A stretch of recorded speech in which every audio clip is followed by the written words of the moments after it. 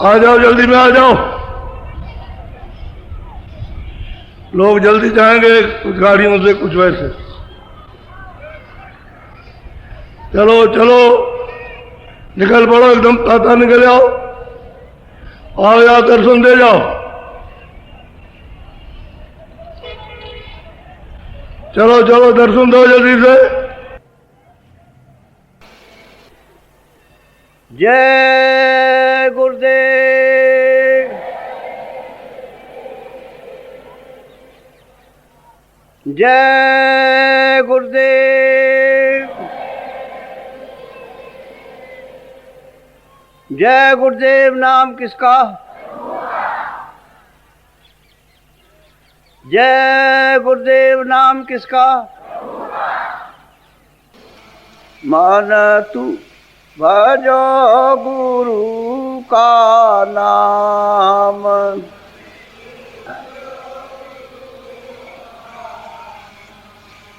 दया मेरे से नरतन पायो।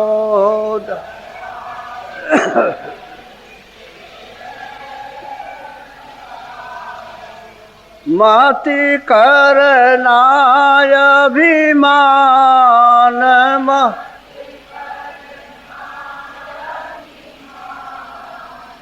मन तू भजो गुरु का नाम।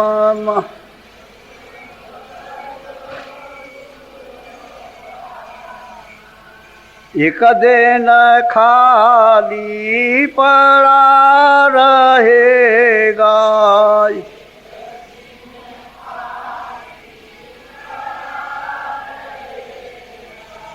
जाई बसे शमशान।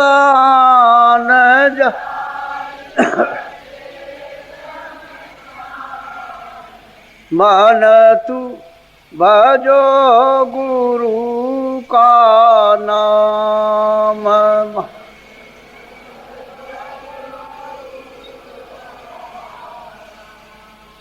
जो धन तुझको दिया गुरु ने, जो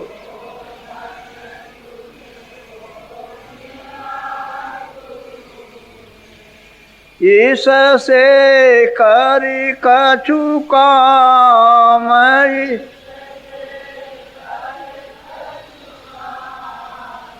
मन तू भजो गुरु का नाम।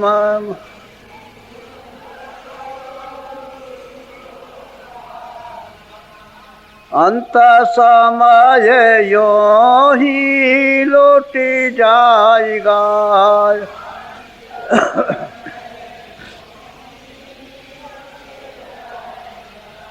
संग न जाई नाम।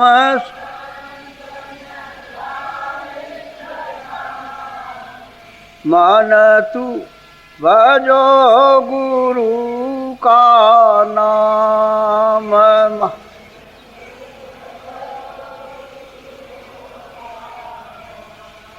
यह संसार रहने का सपना,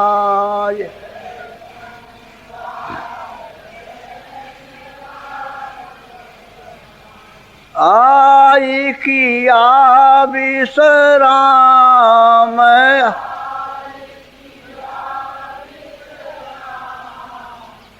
मन तू भजो गुरु का नाम।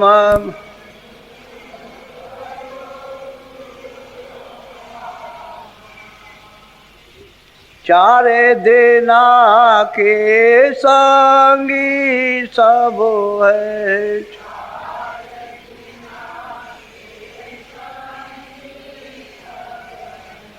अंत न आवे काम।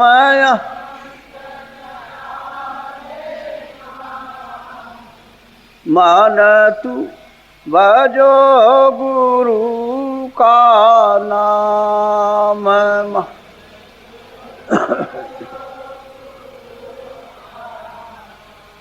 ताते चेते करो सतसंगते ता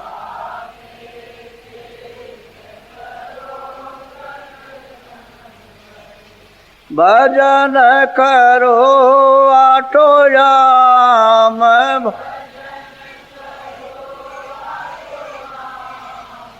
मन तू भजो गुरु का नाम।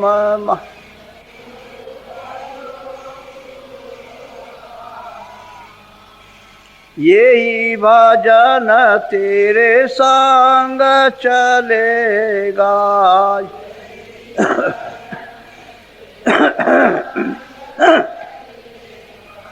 पावेगा या राम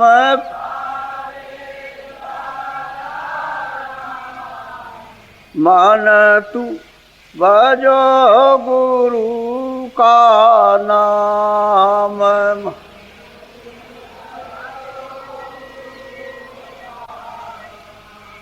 दया मेरे सते गुरु से लेकर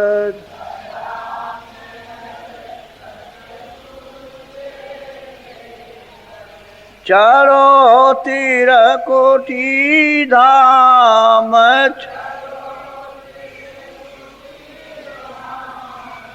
मन तू भजो गुरु का नाम।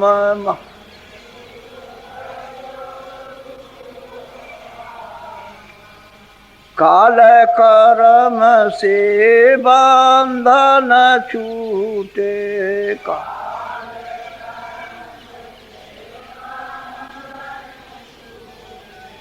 मेले पुरुष सतनाम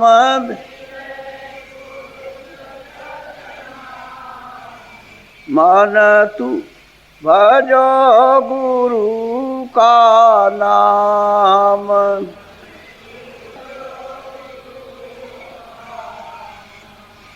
दाने दाने गुरुदेव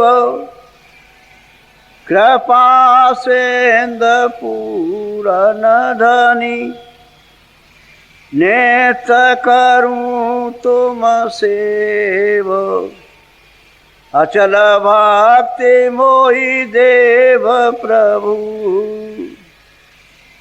दीन अधीन अनाथ हाथ गहा तुम आने कर अब राखो नित साथ दीन दयाल कृपा निधे। जय गुरु। अपने अपने राज्य में कुछ तपस्वी, कुछ त्यागी,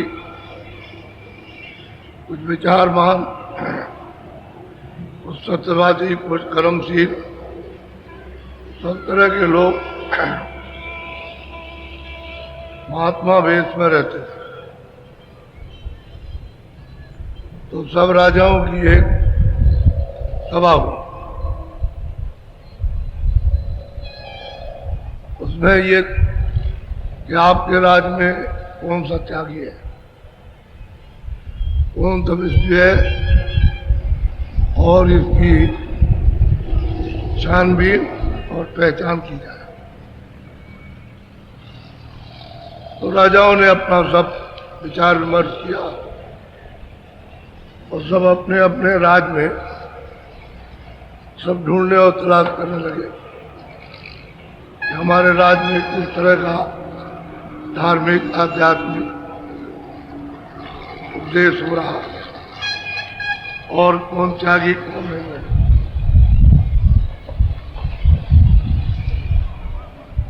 एक महात्मा पेड़ के नीचे रहा करते, तो उन्होंने पहले से ढेर बना रखे थे।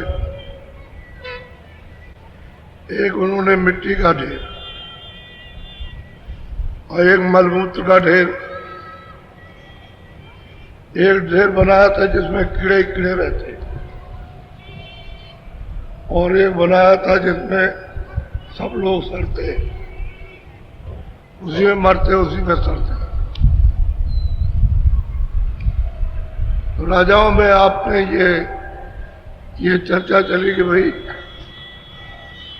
इनको राज दिया जाए महात्मा, तो जानकारी की जाए जो क्या चाहते हैं। अपने अपने राज में सब लोग राजा लोग कहने लगे जो जहां महात्मा देखे कि भाई हम अपने गांव देना चाहते हैं, किसी ने कहा हम ये देना चाहते हैं, किसी ने कहा हम धन देना चाहते हैं। तो जैसा जिसका विचार उठा एक राजा, उसने कहा कि भाई हम तो पूरा राज दें, जब हमको थोड़ा बहुत देना है तो हम पूरा ही दे दें। क्या बात। तो महात्मा के पास जो पेड़ के नीचे रहते थे उनके पास आए, कहने लगे महाराज हम आपको राज भेंट करना चाहते। पहले वो कुछ पहले नहीं, फिर उसके बाद उन्होंने कहा देखो ये देखो ये क्या है। कहने लगे ये तो मिट्टी का ढेर है, ये मिट्टी का ढेर है, तो हमको और क्या दोगे? मिट्टी का ढेर दोगे? अरे मिट्टी दोगे और क्या मिट्टी का ढेर, और तो कुछ दे नहीं सकते। कहले रात है, रात होती है, मिट्टी है मिट्टी।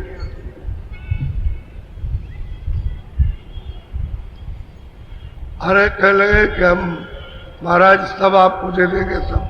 कह लगे क्या करोगे? देखते मिट्टी दो, और मिट्टी अगर हम ले भी लेंगे तो ये देखो ये मजबूत है, ये देखो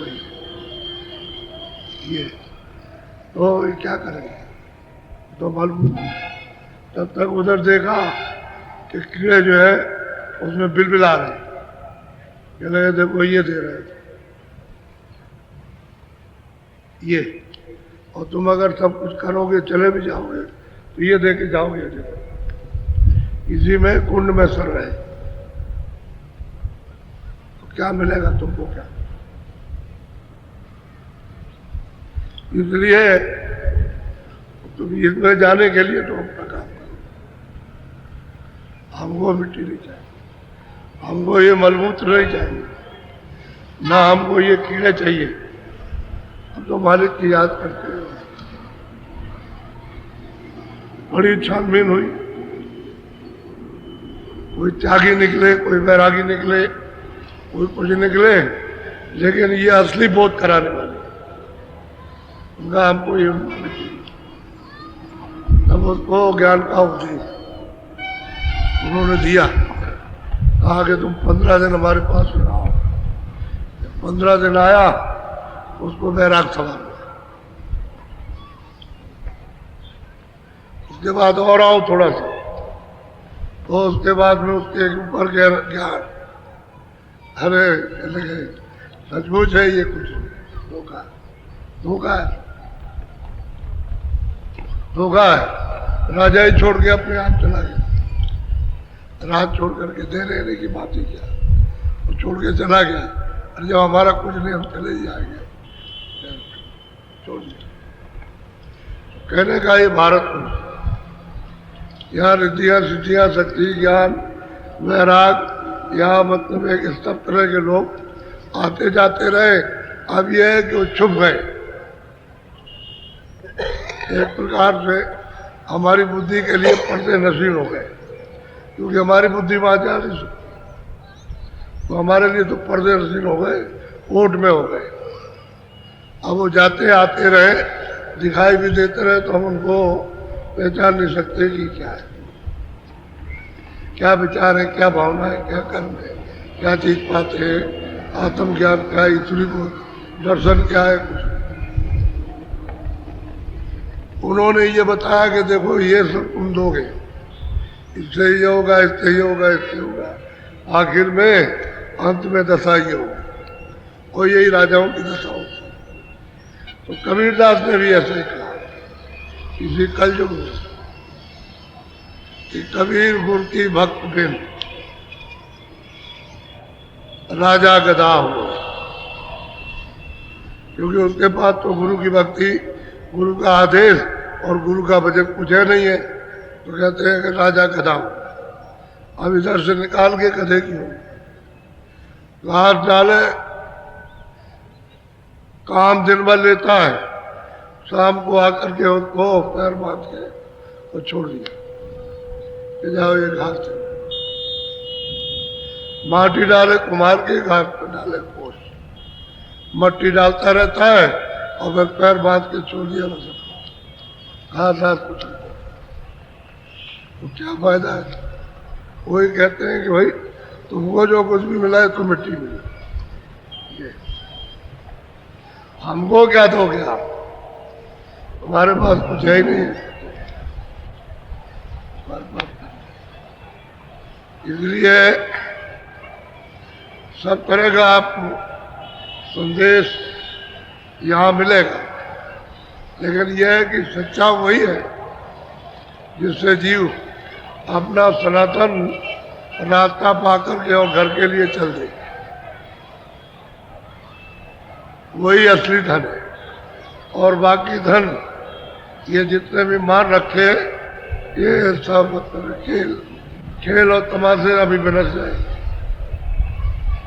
अभी देखते देखते चला जाएगा।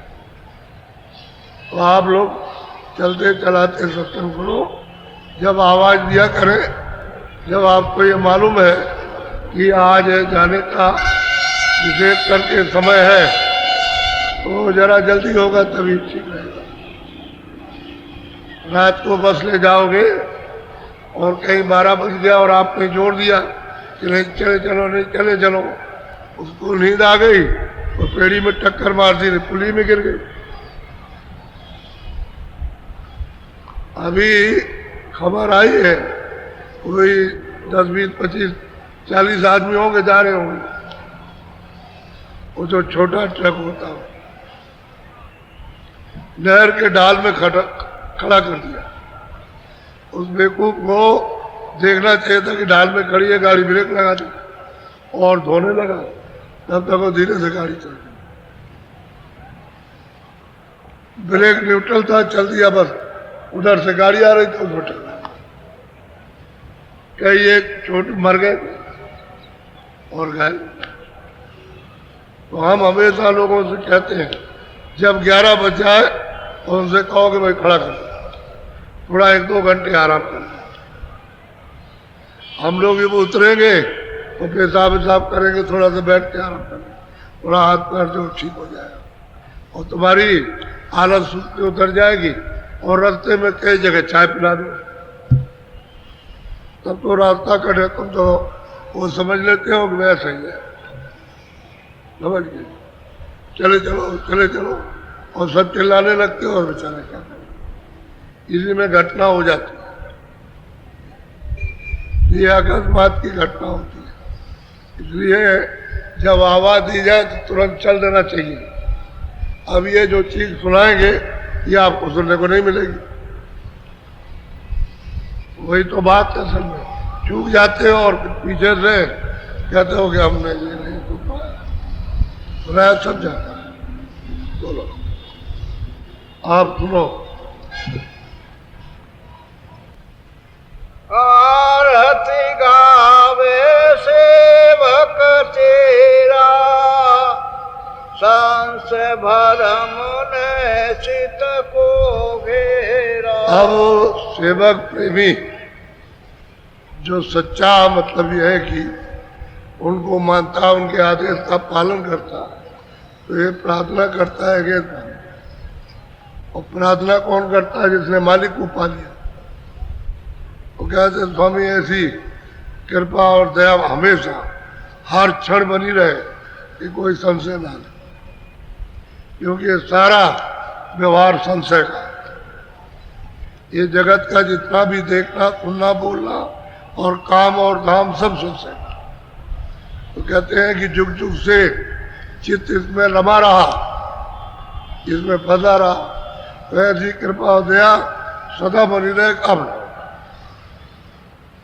ये आपसे प्रार्थना अर्जी है, आरत भाव से, यानी आरत भाव से अर्जी पेश हो रही कि आप दया सदा अपनी बनाए रहे। अब जो पहुंचने वाला है, घर पहुंच गया, वो गुरु से प्रार्थना करे,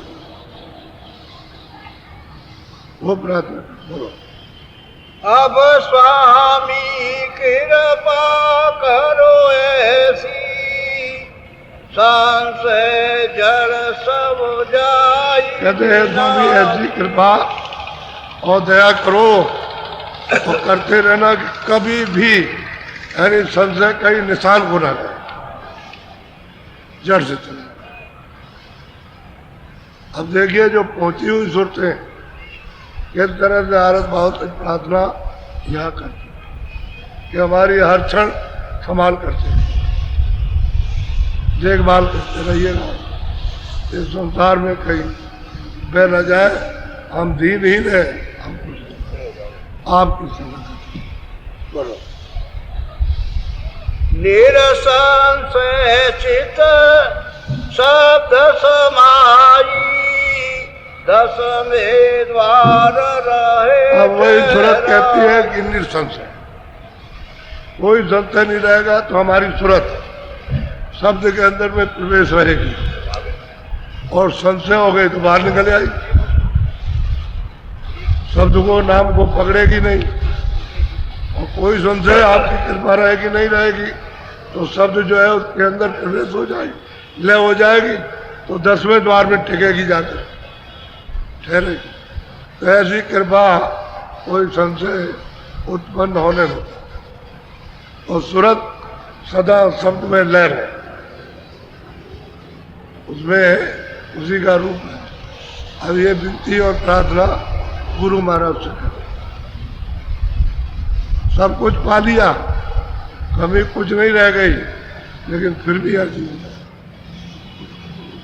आजकल ऐसे लोग हैं बहुत जगह कि गुरु के पास जाते हैं, उनसे रास्ता ले आए और दूसरी जगह उपदेश करने लगे और कहने लगे हम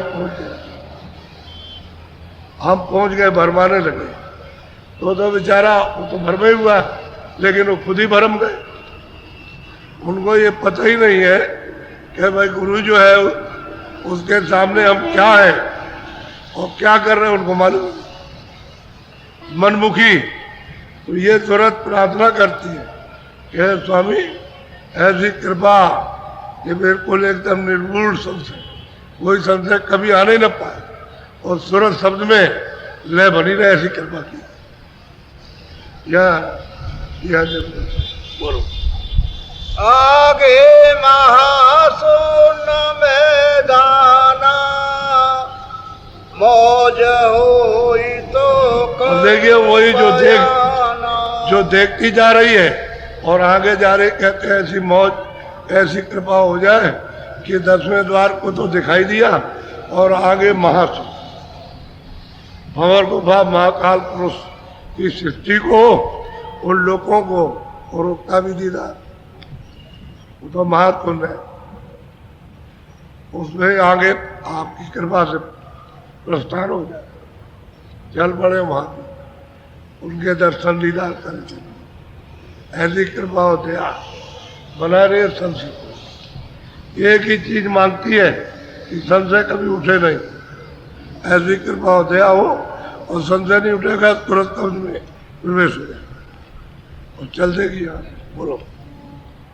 आगे मास भमर गुफा की खिड़की, सोहम धुन जान सदिन खड़। कहते हैं आगे भमर गुफा का दरवाजा है, और वहां वो धुन सदा, समझ गए, एकदम से मतलब ये कि होती रहती, अद्भुत धुन होती रहती। कहते हैं हर वक्त और टेरती रहती है कि इधर चलिए, इधर आओ, इधर। तो इतना आनंद है वहाँ का, इतना आनंद है कि बगैर गुरु के जाए तो वहीं का वहीं रुक जाएगा, वो जाएगा।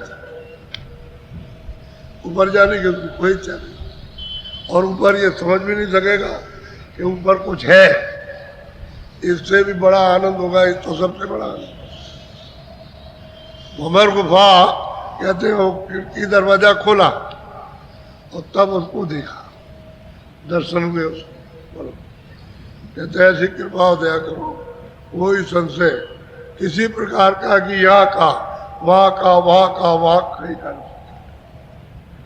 आपकी कृपा सदा बनी रहे और सूरत शब्द में लय होती चली जाए। बोलो, तहाँ जाई कर आनंद पाऊं, आगे को फिर सूरत कहते हैं भगवान बाबा स्थान पर जो आवाज हो रही है, उनकी बज रही है, उनके मुखारबिंद से वहां जाऊं और वो आनंद मिले, और फिर वहां से सूरत को आगे बढ़ाओ, आगे ले जाओ, आगे चलो। ऐसी कृपा और दया सदा यानी स्थिर होकर के बनाई जाए। ये दीनता के अंदर इतना भाव होता है, इतनी श्रद्धा है कि नदी उसके सामने क्या चाहिए, ऐसी श्रद्धा, और उसमें दूसरी चीज कोई पढ़ भी नहीं सकता। पढ़ो, सत नाम सत शब्द ठिकाना, चौथा पद सोई संत। कहते हैं कि भाई वो सत शब्द है, और आगे जो भंवर गुफा के आगे है वो सतनाम है, वो सत शब्द है, और संतों ने इसको चौथा पद कहा। सतलोक को, सत शब्द को, सतनाम को 14 पद संतों ने कहा है। किसी योगियों ने, ऋषि ज्ञानी तपस्वियों ने नहीं कहा कि मैं तो जा ही नहीं सकते। इनमें से 10 अवतार और 2400 पीठ और 2400 तीर्थंकर, ये कोई भी नहीं जा सकते, न जानते न जा सकते। कहते हैं संतों का वो चौथा पद है, चौथा स्थान है, वो सत शब्द है और नाम उनका सतनाम है। ऐसी कृपा हो दया सदा बनी रहे बरसात की तरह से, और सूरज जा रही हो, कृपा हो गई। 2400 पीठ और 2400 तीर्थंकर, ये कोई भी नहीं जा सकते, न जानते न जा सकते।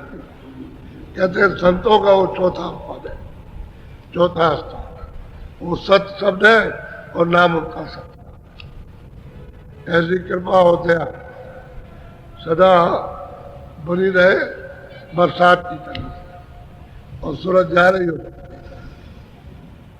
कृपा हो गई, और मांग रही हमेशा छत्र छाया में हर जगह रहना चाहती, इधर उधर जरा भी बैठने का कोई काम नहीं। बोलो, हंसन शोभा कही न जाई, खोड़स चंद्र सूर छवि। कहते हैं कि जो हंस वहां रहते हैं भंवर गुफा के नाके पर, कहते हैं 16-16 वो जो सोए सूर्य और जो पारब्रह्म का जो चांद है, उससे 16-16 गुना ज्यादा एक एक सूरत में वहां हंसों का प्रकाश।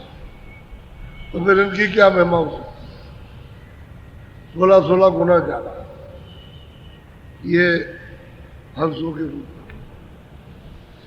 सूरत कहती है हमें, जब वहां पहुंचे, जो संतों ने कहा चौथा पद और सत शब्द है, सतनाम, तो वहां हमने जाकर के ये देखा कि वहां सब अंशों के एक ही रूप में, यही रूप, इतना इतना ज्यादा प्रकाश।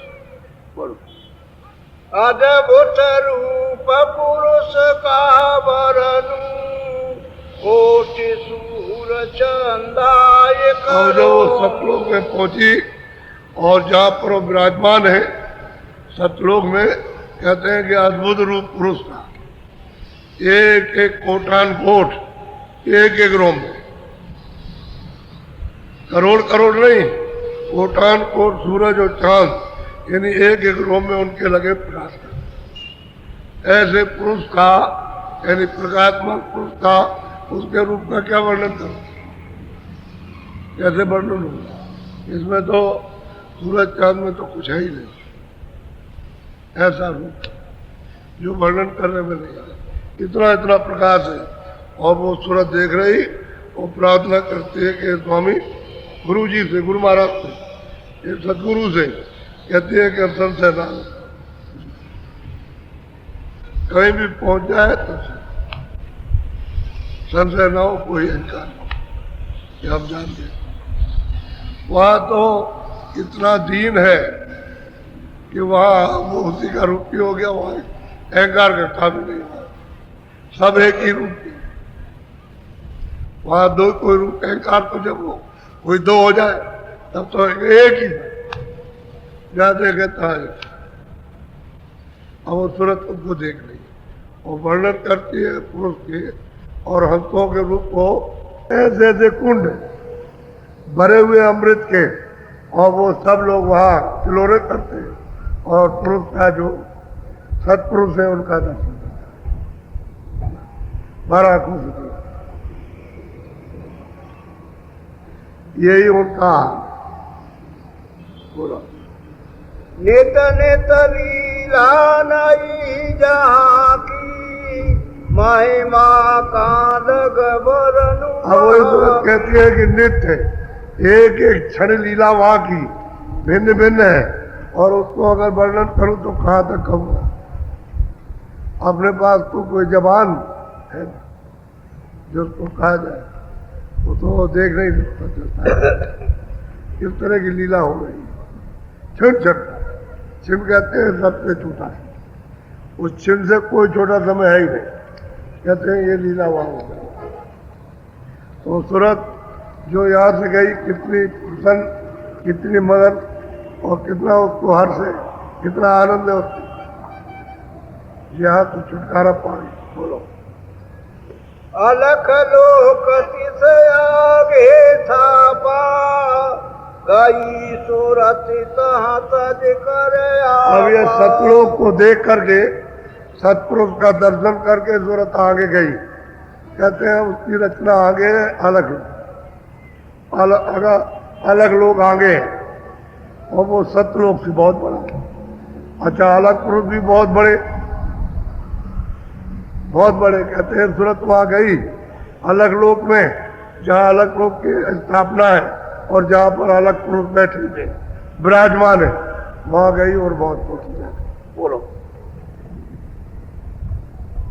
अलख पुरुष शोभा का गाई, अरब कोटि शशि सूरज जाई। अब वही सूरत कहती है जो यहाँ से जाके दर्शन करती है कि भाई वहां मैं शोभा उसकी क्या वर्णन करूं, अब कुछ कहना ही नहीं। कहते हैं अरब कोट, अरब कोट उसके एक रोम में प्रकाश करते हैं अलग को, तो शोभा उसकी कैसे बड़ी कही जाएगी। सूरत गई यहाँ से जाकर, कहते हैं अलग लोग, अलग पुरुष का दर्शन किया और उसकी शोभा का इशारा किया कि भाई इतने सूरज और चांद कोटान कोट एक एक रोम में प्रकाश करते हैं, अरब अरब एक एक रोम में लगे। तो बताओ कैसे कैसे कहा। सूरत रूप ऐसा पाई, कोटिवान छवेसी। कहते हैं कि जो वहां सुरतों के रूप है, जो वहां सुरतें रहती है, निवास करती है, उनका कोटान कोट सूर्यों का प्रभाव है। इन्हीं सुरतों का जो यहाँ से पहुंची है, इसी मनुष्य शरीर में जो बैठी हुई है, जो यहाँ से पहुंची है, कहते हैं कि कोटान कोट उस सूरत का प्रकाश है।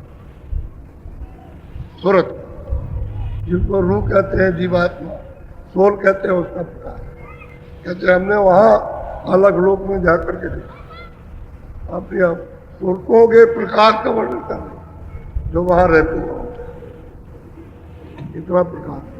बोलो, सूरत चली आगे पगधारा, अगम लोक को जाई कहते हैं सूरत फिर वहां से आगे चली और अलग लोक को पार करने के बाद अगम वहां पधारी, वहां गई अगम लोक, वहां पहुंची और उसने वो सब देखा तो ये किसने भेद बताया था? गुरु ने। यहाँ बताया था मृतलोक में, वो वहां थोड़ी बताया था, यहाँ बताया। यहाँ बता कर कहा कि चलो तुम। तो अगम लोक में कहते हैं कि वहां गई और वहां देखा जाए। अब जरा सुनिए ध्यान से। हाँ बोलो बोलो। अगम पुरुष की शोभा न्यारी, कोटिन खरब सूर उजिया। हम कहते हैं कि उन अगम पुरुष की शोभा यानी सत्य विलक्षण है, यानी कोटन अरब यानी खरब। पहले अरब था फिर खरब, यानी चांद सूर्यों का एक रूप में प्रकाश। खरब चांद सूरज एक रूप में लगे। अब उनकी तो ये अलग सूरत। और सूरत में देखा यहाँ से चल करके देखा, और फिर ये कि सब तो फिर वहाँ के जो सूरतें जो हंस रहे थे उनका क्या रूप होगा, तो सब देखेगी। जब वो दर्शन करेगी अगम लोक में अगम पुरुष का, तो फिर उनको भी देखेगी। बोलो। ताको अके अपार बखानी, आगे ताके पुरुष नामी। कहते हैं कि भाई इनको कोई कहता है, आगे कहते हैं पुरुष अनामी। अगम लोक के आगे पुरुष अनामी। इसी के लिए और रामायण में उन्होंने कहा एक अनीय अनामा अग सच्चानंद प्रभुदा, वो सब प्रमाण सर्वे सर्वा। कहते हैं कि अगम लोक के आगे, तो उसकी क्या शोभा कोई कह सकेगा? उसको भी जाकर के दर्शन, और उन्हीं में समा गई। गोस्वामी जी ने कहा कि मैं वहां मिली और उन्हीं का रूप हो गई, उन्हीं में समा गई। जब उनका रूप हो गई तो कहते हैं कि हम और पिया एक, यानी पिया और हम एक हैं, और पिया हम एक हैं, दो नहीं। तनक न मानो उससे मिली जाती। वही गोस्वामी जी महाराज जिन्होंने 7 कांड रामायण बनाई, उन्हीं की बात कर रहा हूं। वहां मिले जाकर अब दिया तो क्या वर्णन किया जाए? यही की सूरत जो मनुष्य शरीर में आकर के जिनको गुरु मिल गए और रास्ता मिला और ले चले, तो इस तरह से ले गए, शब्द में प्रवेश कर दीजिए। रास्ते ही शब्द का सर्ग ही शब्द की, और शब्द ही से रचना हुई है। तो शब्द ही का बोध धीरे धीरे करा करके और हर मंजिल पर अलग अलग उसको पकड़ा के और सब सामने ही से दर्शन करा करके दिखाते, और उसका नाम बोलो। संत बिना वायो न जाई, संतन निज घर। अब वही सूरत कहती है कि कोई भी वहां नहीं जा सकता, वो संत ही जाए, और कोई, और संत ही वहां पहुंचाएंगे। कोई योगी नहीं पहुंचा सकता, कोई योगी नहीं पहुंचा, और सारी शक्तियां पहुंचा नहीं सकती। कोई मतलब पीठ पैगंबर पहुंचा नहीं सकती। वो तो संत जब वो ही जाते उस घर में, और वो तो सूरत खुद उसको बोध हो गया। इनके बजाय इनके अतिरिक्त कोई भी यहाँ नहीं आ सकता। यही वेद बताएंगे तभी आगे दिखा। इसलिए वो प्रार्थना कर रही है कि कोई भी संशय कहीं भी ना, सब जगह निर्भूल चली जाए, और वो कमाल किए रहे और आपकी हो गई। उन्होंने दया करके कृपा करके गुरु ने पहुंचा दिया। बोलो।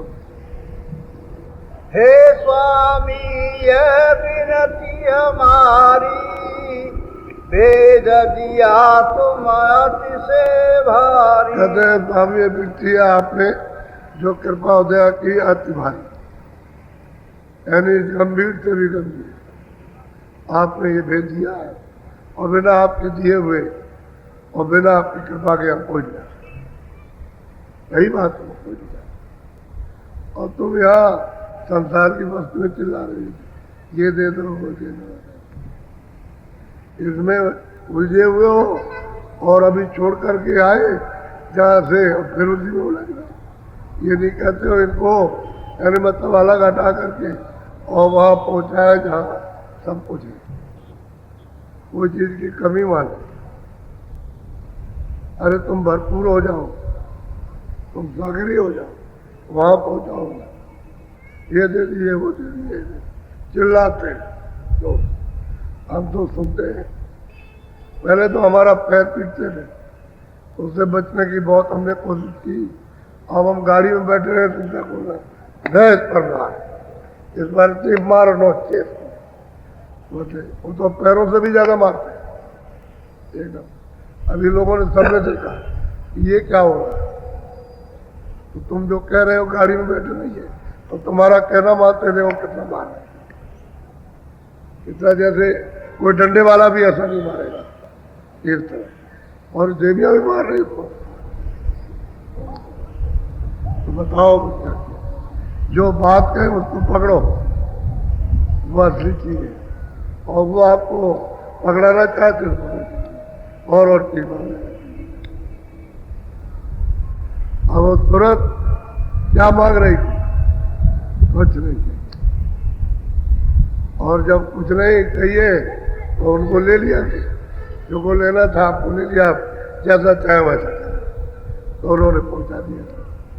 अब वही कहती है ये बिना संतों के यहाँ कोई नहीं, कोई आता ही नहीं और ना कोई पहुंचा सकता है साफ, और संतों का भेद कोई जानता है। और ये जो पुरानी जो किताबें जो आपकी है उनमें कुछ है ही नहीं, उनमें कहीं छू करके भी बेहतर कि भाई नाम निशान को भी तो मिल जाए, क्योंकि वो तो वहां तो लिखा नहीं गया, वो तो यहाँ सुन करके लिख दिया आपने, तो कुछ अंदाजा था और कुछ मतलब ये कि देखा हो तो लिखना हो और कुछ, तो वहां बिना बोलो पहुँचू कैसे सो भी गाओ, मन मेरे को बहुत। अब वो प्रश्न करते हैं कि स्वामी ये लोगों का क्या होगा बेचारे, ये कैसे समझेंगे, तो कैसे पहुंचे कैसे पहुंचेंगे, तो वो भी कुछ कह दीजिए, बता दीजिए, ताकि ये जो पीछे से आएंगे इनको भी कोई रास्ता सहारा मिलेगा। ये पूछेंगे तो इनको जब मालूम होगा कि भाई बगैर बताए तो चलोगे नहीं, तो जाकर के तुम मिलो, उनकी खोज तलाश करो, तो वे जाएंगे सत्संग सुनेंगे और इच्छा जगा देंगे, तब रास्ता पूछेंगे बताइए रास्ता, तो इनके लिए भी तो कुछ चाहिए। सो भी कहो, वो भी बता दीजिए कि कैसे वहां पहुंचे, युक्ति क्या है, उपाय क्या है, उसके लिए चलने का सारा क्या है, तो वो बता रहे। बोलो सूरत शब्द की राह बताई, दया बिना नहीं पहुँचे भाई। उन्होंने सूरत शब्द का भेद बताया, कहा ये घाट है, यहाँ शब्द आ रहा। अब यह है कि तुम बैठ करके उसको पहले सुनो, जब सुनाई देने लगे तो फिर पकड़ो, लेकिन दया बिना का, दया के बिना शब्द नहीं मिले। दया होगी तो दया के घाट पर आ जाओ, दया ले तो शब्द मिल जाएगा, उसको तुम पकड़ लो, उसमें ले हो जाओ, तो शब्द की जहाँ का जो शब्द होगा वहाँ खींच करके पहुँचाएगा, फिर आगे फिर मिल जाएगा, फिर दया तो मिल जाएगा। दया तो है ही, जब रास्ता बताया भेज दिया तो ऐसे ही दिया है कि वहाँ पहुँचो तो ऊपर का शब्द अपने आप मिल जाएगा आना उसको लेने के लिए। वो कहते हैं कि तू पकड़ लो, अब वो सुनाई देने लगा तो इसमें ले हो जाओ। अब जब वहाँ पहुँचे तो और ऊपर का आ रहा, कहते हैं उसको पकड़ लो, वो तो यही बता रहे, और कहते हैं कि तुम करो, और जब वो करता और चलता और स्थान में पहुँचता देखता तो कहते हैं देख आ रहा कि नहीं आ रहा, क्या आ रहा, उसको पकड़ ऊपर चल जाए। बताने वाला यहाँ चाहिए, यहाँ मटलों में जहाँ हम रहते हैं, अगर वो बताने वाला नहीं रहेगा वो यहाँ बराबर चाहिए, जो बराबर आपकी साधना के साथ बताता है। बोलो सांसे भर मन राखो कोई, धीरे धीरे वो कहते हैं भाई सबसे बड़ा कुछ मत रखो।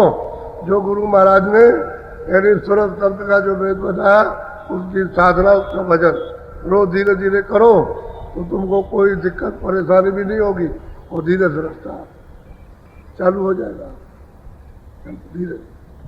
और सबसे बड़ा ये विश्वास करो रास्ता हमको सही मिला है, अब हमको चलने की बात। जब अंदर में चलने लगेगा और मिलने लगेगा, सुनने लगोगे तो धीरे धीरे विश्वास होगा। ऐसे ही सबको ऐसे, सब अनजानी तो गए थे उनके पास और फिर उसके बाद जो उन्होंने सुनाया दिया और उन्होंने किया तो तब पता चला। क्या मालूम बात? अरे क्या पता ये कौन है, ऐसे क्या मालूम? बोलो बोलो।